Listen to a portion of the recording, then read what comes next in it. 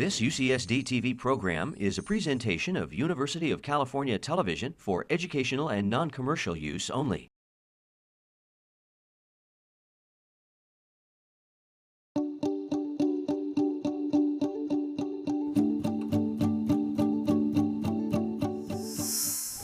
32, I think if it's a little softer and a little shorter, it'll probably sit there. It doesn't have to be too loud.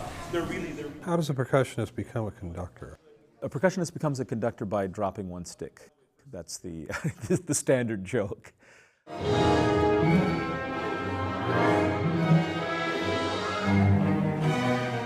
It seemed like a kind of logical extension of my musical life, my musical mind. I've always loved the music of the orchestra, and when the chance came to perform it and not simply to listen to it on my stereo, I just leapt at it.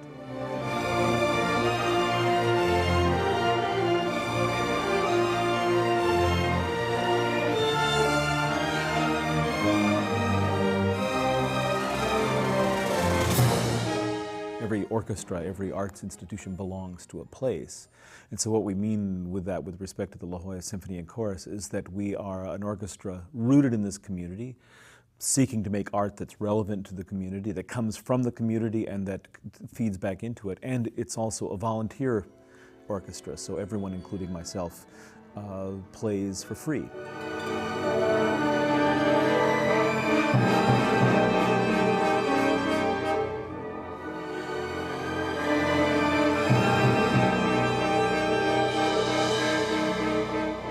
For nearly 50 years, the La Jolla Symphony and Chorus has been affiliated with UCSD. We have many students. I think approximately 20% or nearly 20% of the membership of the La Jolla Symphony and Chorus consists of students.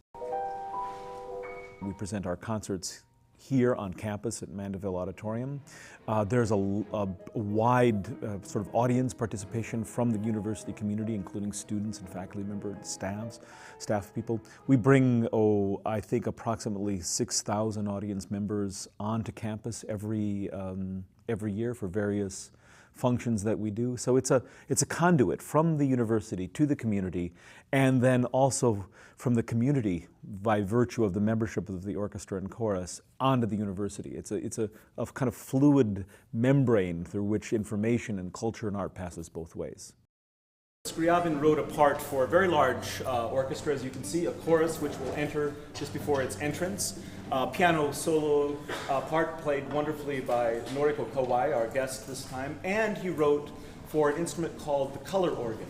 In other words, he wrote a part for a lighting plot, including color, and this was some 100 years ago, so it was a very, very advanced idea.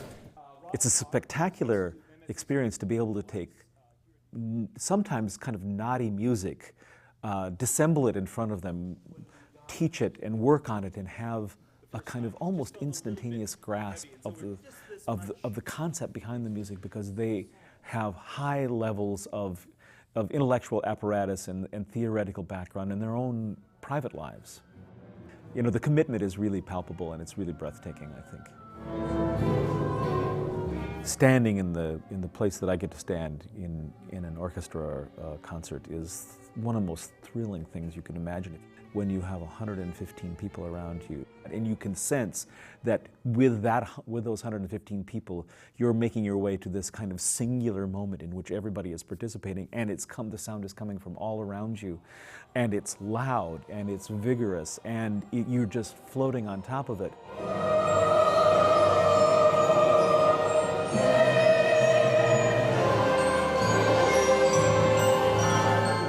You will never wonder again why live performance is important, and you'll never wonder again what art has to offer to us. It is this plasma that we all need, and if you could somehow just inject that directly into your system, you'd live 1,000 years, I think. It is so fantastic.